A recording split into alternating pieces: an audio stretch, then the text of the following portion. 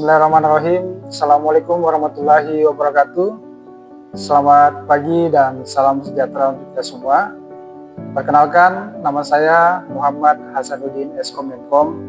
Saya merupakan salah satu dosen tetap di program studi Sistem Informasi Fakultas Ilmu Komputer di Universitas Megabuana Palopo dengan NUPTK 5259 76 766 813 30313. Video ini dibuat untuk tujuan merupakan salah satu persyaratan sertifikasi dosen tahun 2026, yaitu pernyataan diri dosen untuk unjuk kerja Tridharma Perguruan Tinggi PDD UKT PT khususnya di dalam aspek pembelajaran. Metode pembelajaran yang saya gunakan adalah metode DIY atau Delivery, Interaction, dan Assessment. Nah, kemudian adapun mata kuliah yang saya ampu dalam video ini adalah mata kuliah Internet of Things atau biasa disingkat dengan IoT. Nah, yang pertama saya akan menjelaskan terkait deskripsi mata kuliahnya, yaitu mata kuliah ini merupakan mata kuliah di semester 5 dengan bobot SKS 3 SKS, di mana 2 SKS untuk teori dan 1 SKS untuk praktikum.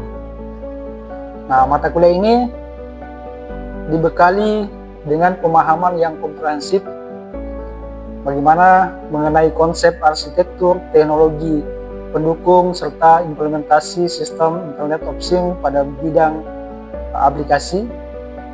Kemudian yang diharapkan adalah setelah mahasiswa mengikuti mata kuliah ini, mahasiswa mampu memahami prinsip dasar IoT, merancang sistem berbasis IoT, kemudian mengintegrasikan perangkat keras dan perangkat lunak, dan mengembangkan solusi yang mampu menyelesaikan permasalahan nyata menggunakan teknologi IoT. Adapun capaian mata kuliah ini termuat dalam CPMK 1, mahasiswa mampu memahami konsep IoT. CPMK 2, mahasiswa mampu mendemonstrasikan peranan setiap layer IoT.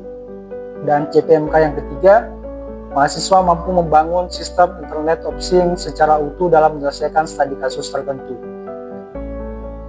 Selanjutnya, adapun pokok pembahasan dalam materi kuliah ini adalah yang pertama dimulai dengan konsep dasar IoT, yang kedua arsitektur IoT, yang ketiga teknologi pendukung IoT, yang keempat sensor dan aktuator IoT, embedded system yang kelima, yang keenam gateway IoT, yang ketujuh platform IoT, yang kedelapan API pada IoT, yang kesembilan membangun perangkat keras, yang kesepuluh membangun perangkat lunak, yang kesebelas integrasi antara perangkat keras dan perangkat lunak, yang ke-12 membangun sistem IoT, yang ke-13 bagaimana melakukan pengujian, monitoring, dan evaluasi sistem IoT, dan yang ke-14 implementasi proyek IoT untuk menyelesaikan permasalahan yang nyata. Nah, kemudian pembelajaran pada mata kuliah ini dengan pendekatan student center learning, di mana mahasiswa aktif melakukan dan memahami konsep, menganalisis permasalahan, merancang dan mengimplementasikan solusi IoT melalui diskusi, praktikum, dan pembelajaran berbasis proyek. Nah, yang ketiga adalah pembelajaran ini dilakukan dengan tatap muka, praktikum, simulasi, presentasi, dan pembelajaran secara mandiri melalui dukungan learning management system. Yang kami gunakan adalah Edlink, ada juga grup WhatsApp untuk media penyampaian materi, diskusi, dan pengumpulan tugas, dan evaluasi pembelajaran. Nah, untuk penilaian, kehadiran 15%, partisipasi dan penugasan 10%, praktikum dan implementasi proyek sebanyak 25%, ujian berbasis proyek UTS-nya 25%, dan ujian akhir semester basis proyek 25%. Nah, demikian informasi yang dapat saya sampaikan mengenai mata kuliah Internet of Things untuk mahasiswa program studi Sistem Informasi pada Fakultas Ilmu Komputer Universitas Megabuana Palopo. Dan selanjutnya izinkan saya menampilkan cuplikan proses pembelajaran yang saya lakukan secara tatap muka di ruang kelas. Selamat menyaksikan.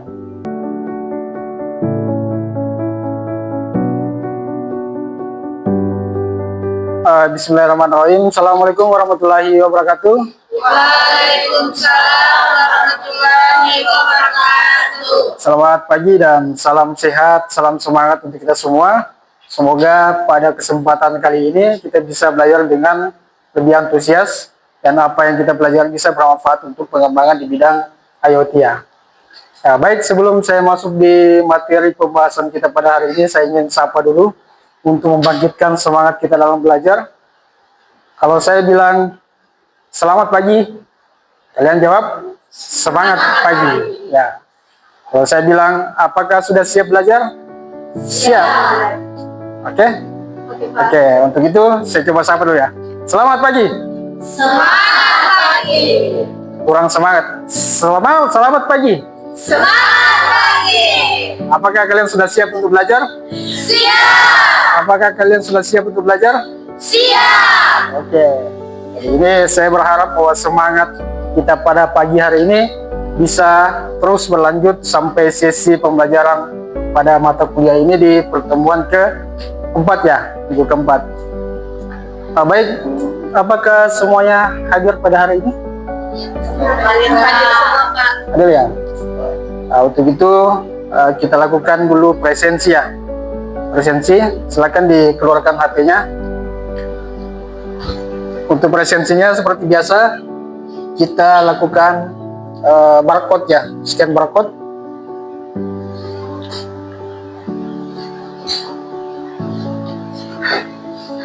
Ya.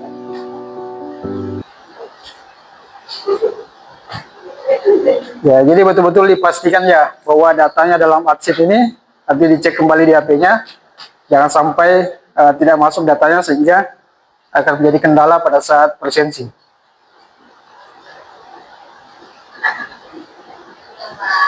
Deh, cukup? Cukup ya? Ya, baik. Pada kesempatan pertemuan keempat ini, kita akan membahas tentang sensor dan aktuator. Namun, sebelum masuk ke sana, saya coba review kembali materi yang sudah kita bahas pada minggu sebelumnya. Masih ingat apa yang kita bahas pada minggu sebelumnya? Masih ingat? Yang lain? Kita membahas tentang apa di minggu sebelumnya? Ya? Teknologi pendukung IoT. Ya, teknologi pendukung IoT ya. Ya, nanti kita akan ulas lebih jauh ke dalam. Nah, ada yang coba memberi gambaran apa contoh teknologi pendukung IT? Oke, silakan Aulia.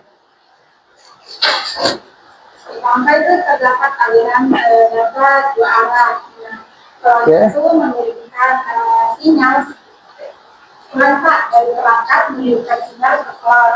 Nah, terus cloud kembali mengirimkan perintah ataupun sinyal kembali ke perangkat untuk menjalankan operasi dari analisis tersebut untuk dijalankan secara otomatis dan sakit. Ya, aliran datanya ya. Jadi ada cloud computing, ada IoT. Jadi dia menghubungkan bagaimana IoT itu menyimpan data ke cloud computing, dianalisis, dan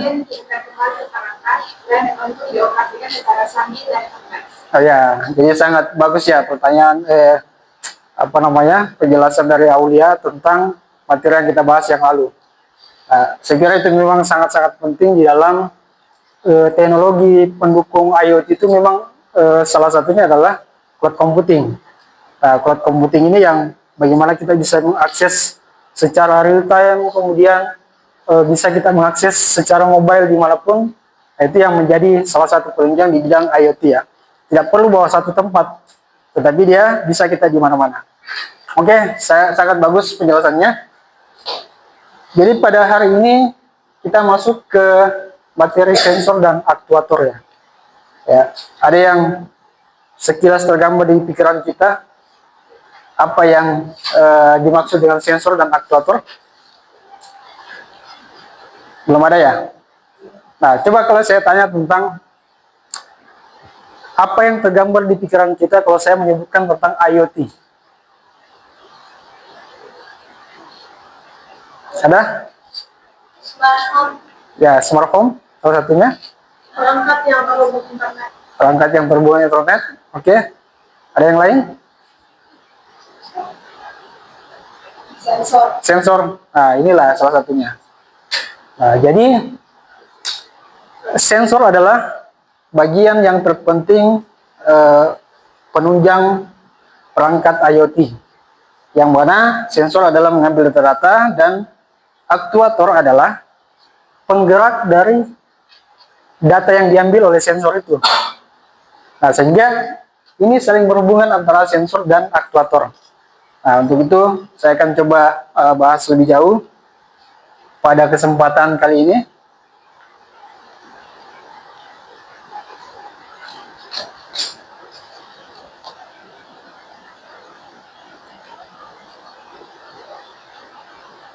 Ya. Nah, sebelum membahas lebih jauh, saya akan menjelaskan tentang capaian pembelajaran pada cakupan materi ini adalah itu masuk di dalam CPNK 1, mahasiswa harus mampu memahami konsep IoT. Nah, konsep IoT itu ya termasuk juga bagaimana penggunaan tentang sensor dan aktuator ya. Kemudian yang kedua adalah CPNK kedua, mahasiswa itu harus mampu mendemonstrasikan peranan setiap layar IoT. Jadi banyak nih nanti modul-modul yang bisa dikoneksikan dengan IoT. Ini akan sangat-sangat menarik ini. Untuk lebih membuat pembahasan kita lebih spesifik, maka akan saya coba rangkum beberapa cakupan materi yang akan kita bahas pada hari ini. Yang pertama adalah definisi sensor. Nah, jadi apa sih yang dimaksud dengan sensor itu? Nah, kemudian yang kedua adalah ini ada jenis-jenis sensor. Nanti kita bahas, kebetulan saya ada beberapa perangkat sensor yang ada saya bawa sebagai sampel, tetapi sebenarnya masih banyak ya. Kemudian ada di sini yang ketiga adalah aktuator. Jadi aktuator itu adalah penggerak ya. Dan yang keempat adalah jenis-jenis aktuator. Nah, kita lanjut. Nah, pengertian sensor adalah perangkat yang merasakan fenomena fisik yang ada di sekitar lingkungan perangkat itu sendiri ya. Jadi tugasnya sensor adalah tadi apa? Mengambil data atau informasi. Kemudian setelah data itu diambil, maka dia mengkoneksikan ke dalam microcontroller atau apakah dia Arduino atau dia Raspberry ya. Nah, selanjutnya adalah sensor itu dapat diklasifikasikan berdasarkan luarannya sebagai sensor analog atau digital, kemudian atau sesuai dengan tipe data, skalar atau vektor ya. Nah, yang berikutnya adalah sensor itu terbagi menjadi dua, yaitu ada aktif dan ada pasif. Ya, bisa dipahami ya sampai di sini. Nah, nanti diskusi lebih jauh. Kalau ada yang mau ditanyakan, silakan ditanyakan. Nggak usah segan-segan, kita aktif diskusi. Saya ingin bertanya. Ya, Farid. Sensor aktif dan pasif. Apa sih perbedaan sensor aktif dan pasif? Ya, bagus sekali pertanyaannya Farid. Jadi dia mempertanyakan tentang apa perbedaan sensor aktif dan sensor pasif ya. Nah, ini menjadi pertanyaan yang sangat baik. Sensor aktif adalah sensor yang dimana dia membutuhkan daya. Nanti pada penjelasan berikutnya akan kita bahas lebih jauh. Seperti misalkan ada sensor ultrasonik namanya. Nah, ultrasonik itu dia membutuhkan sebuah daya untuk mengaktifkan. Nah, kebetulan Farid ini saya bawa sebuah sampel sensor ultrasonik. Ini yang modelnya. Nah, bisa dilihat ya. Barusan lihat model kayak gini. Nah, ini sensor yang dipakai untuk mengukur jarak. Nah, ini misalkan Farid gini bisa diukur nih. Berapa jaraknya. Nah, sama yang lain bisa. Nah, ini salah satu sensor aktif. Nah, kalau dia sensor pasif, jadi sensor yang tidak membutuhkan daya. Jadi responsif, langsung datanya itu langsung sesuai dengan karakteristik data yang dikelola. Gitu. Ya, Farid. Nah, nanti coba dibaca lagi lebih jauh bahwa ini akan kita bahas. Nah, di sini jenis sensor aktif adalah sensor yang memerlukan sinyal listrik. Nah, tadi salah satunya adalah dengan sensor ultrasonik, bagaimana mengirimkan gelombang ultrasonik yang dapat menerima pantulan untuk mengukur suatu jarak. Itu misalkan ada tempat parkir, robotik, deteksi ketinggian air atau ketinggian pakan. Kalau saya dulu pernah meneliti, saya membuat sebuah penelitian mendeteksi jarak pakan ikan. Itu saya lakukan dengan menggunakan sensor ultrasonik. Nah, apa perbedaannya kalau misalkan dia sensor pasif?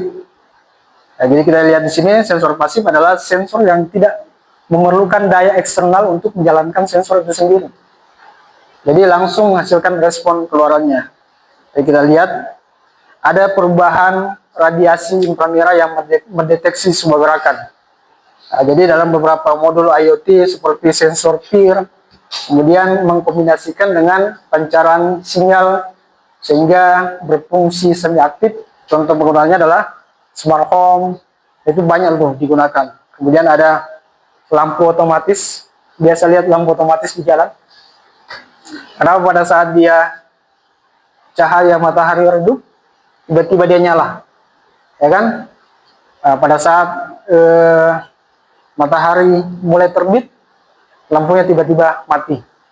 Nah, itu otomatisasi yang bisa kita lakukan untuk pengembangan dalam penelitian. Nah, ini bisa kita buat. Nah, baik, selanjutnya ada beberapa macam sensor yang digunakan umumnya dalam perangkat IoT. Yang pertama adalah sensor infrared. Jadi ini adalah sensor untuk mengukur sifat fisik yang peka terhadap suhu menggunakan sinar inframerah ya. Jadi kalau kita lihat di sini, jadi pengukuran dengan sensor infrared ini bisa dilakukan tanpa kontak langsung dengan objek yang diukur ya. Kemudian sehingga tidak terjadi gesekan. Jadi tidak mesti bahwa sensor itu harus kita berinteraksi secara langsung. Tidak mesti. Bahwa karena ini sensor ini termasuk adalah sensor yang tingkat sensitivitasnya cukup tinggi sehingga bisa dipakai untuk melihat lintasan orang di situ. Kemudian keunggulannya adalah sehingga tidak terjadi gesekan dan memiliki keunggulan yang sangat sensitif. Nah, itu yang tentang yang pertama ya. Nah, bisa kita lihat di sini ada beberapa contoh penggunaan sensor infrared di dalam perangkat IoT. Saya lihat ya, sini. Jadi dia membuat sebuah alat penghitung benda otomatis yang mana setiap orang melintas akan kelihatan tuh, berapa orang yang melintas di daerah situ. Nah, bisa kita lihat di sini cara menghitungnya juga seperti ini. Jadi ada sensor nih di depan. Kemudian terdeteksi nih, setiap orang yang melintas maka dia terbaca di sini.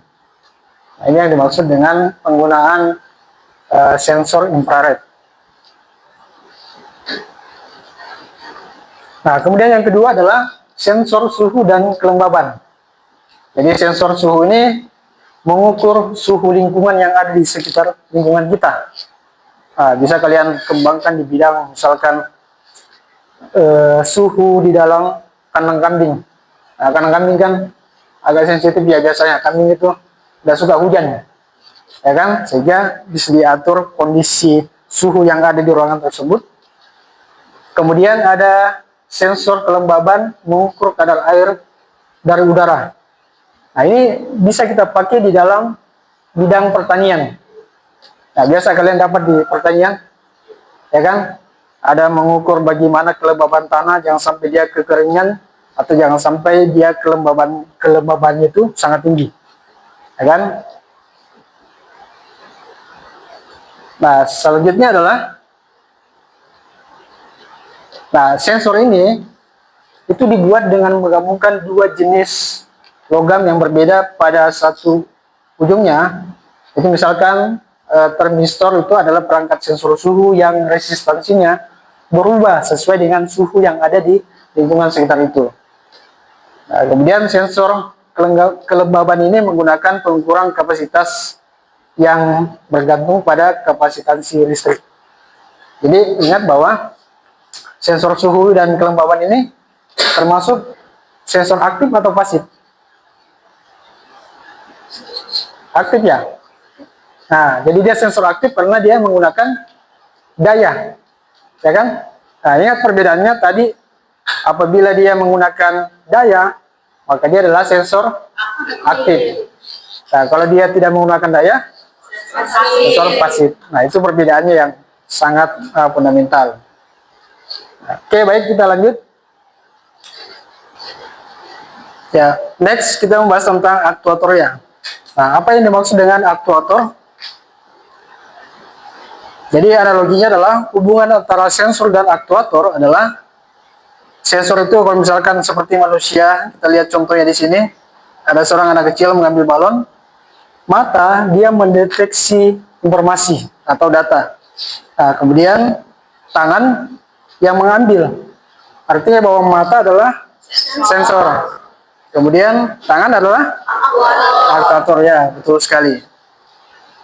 Nah, itu begitu pula dengan IoT. Sensornya adalah untuk deteksi, kemudian aktuator adalah tindakannya.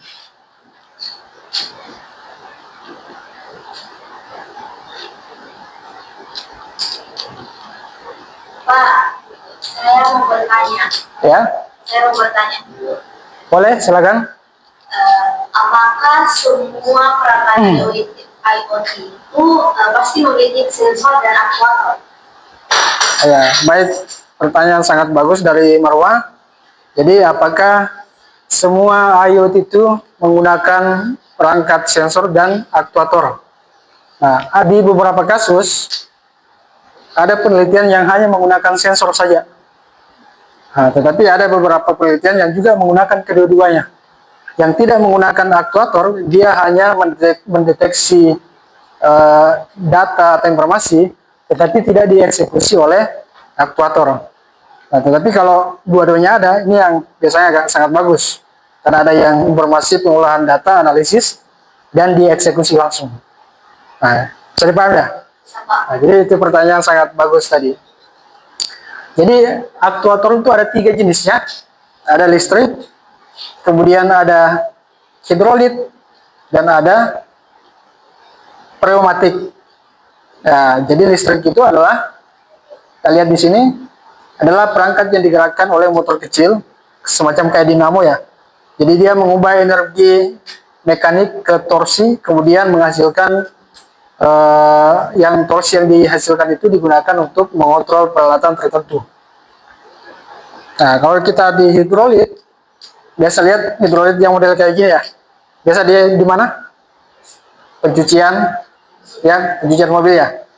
Biasanya, jadi aktuator hidrolit ini perangkat yang sederhana dengan berbagai mekanis yang digunakan secara linear atau katup seperempat putaran.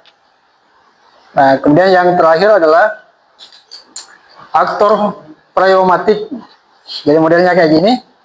Jadi digunakan untuk terkompresi untuk menghasilkan gerakan mekanis.